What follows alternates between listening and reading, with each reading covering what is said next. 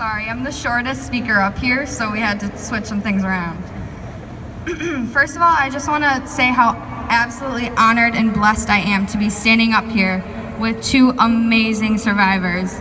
I was absolutely shocked when I got asked to speak here, being the only caregiver up on this stage. So I just want you both to know how appreciative I am of both of you and your stories. I came across a quote online that read, "When you come out of the storm, you won't be the same person that walked in. That's what the storm is all about." My storm was my dad's 11-month battle with T-cell non-Hodgkin's lymphoma. He was diagnosed on December 26, 2014, and left us on November 14th, 2015. And to say that those 323 days in between were a roller coaster ride is putting it mildly at best.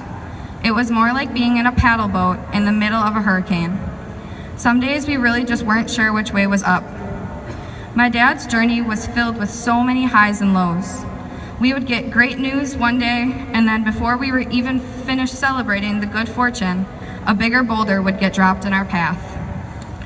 But my dad, being the man he was, chose to hurdle every single one as opposed to letting them squash him. I remember being constantly amazed, day after day, at the strength that he possessed. Oftentimes, when people hear the word caregiver, they think of a spouse or a significant other, and in many cases this is true. But a caregiver has many faces and many layers. Being a caregiver means doing things in your life differently so that your loved one can be priority number one. Sometimes that means spending a week straight in a waiting room, sleeping in sleeping bags and praying for good news, or waking up before the sun and commuting to school an hour away so you can spend as much time with your family as possible, or growing up much faster than you should have to. And every caregiver story is different.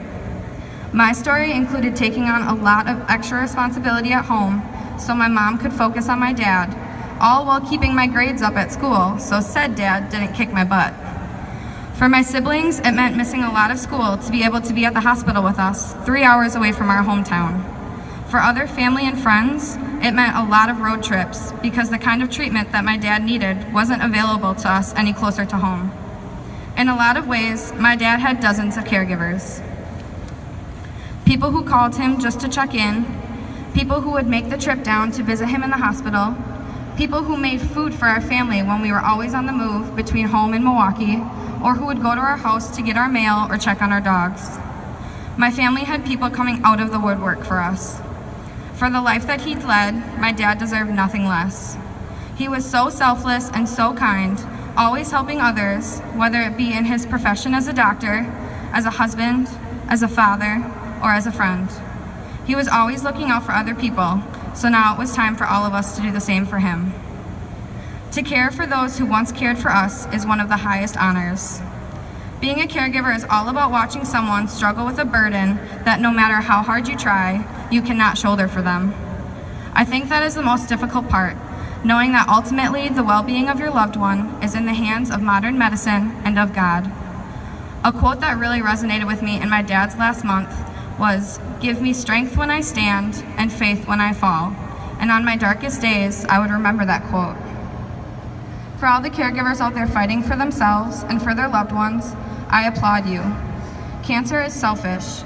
It doesn't only take over the lives of those inflicted with it, it takes over the lives of the family, the friends, the coworkers, and the healthcare professionals who are there every step of the way.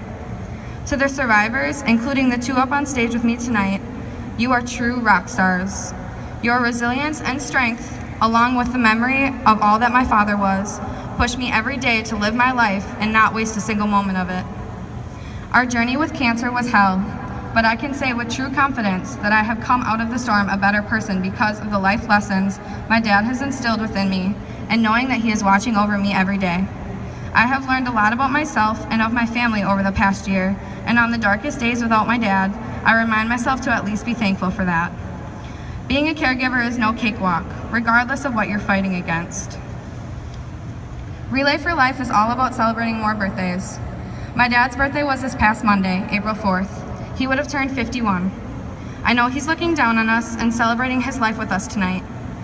I'd like to end my speech with a poem that I came across that really hit me hard because it was a reminder that I made a promise to my dad, a promise to live every second of my life in the same manner that he lived his.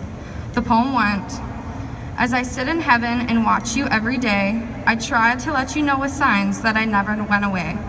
I hear you when you're laughing and watch you as you sleep. I even place my arms around you to calm you as you weep. I see you wish the days away, begging to have me home. So I try to send you signs so you know you're not alone. Don't feel guilty that you have life that was denied to me. Heaven is truly beautiful, just you wait and see. So live your life, laugh again, enjoy yourself, be free. Then I know with every breath you take, you'll be taking one for me." Thank you to everyone here tonight. You are making an even bigger impact than you realize. So keep remembering, keep celebrating life, and keep fighting back. Thank you.